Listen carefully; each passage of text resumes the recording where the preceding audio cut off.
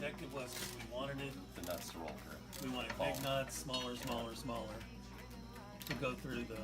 You remember that? Oh, that's warm.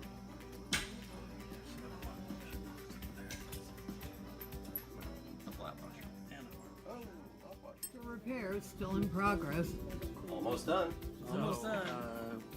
This is actually a new roller, or new to this machine. So we had to, It's new enough. had one of the wires had come loose, so Chris put some weld in here. It's called pouring in metal. Yeah. You melt it in there at very high temperatures.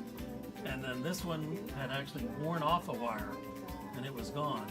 And so he put some weld in here too. Made a new And wire. what's Made a the new purpose of the wire?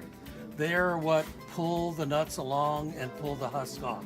So the husk, As the the nut nut- comes through here and it gets trapped between the two rollers, And that roller and they're catches it rolling, and they're pulls rolling it together. toward each other, and so it sucks the husk off.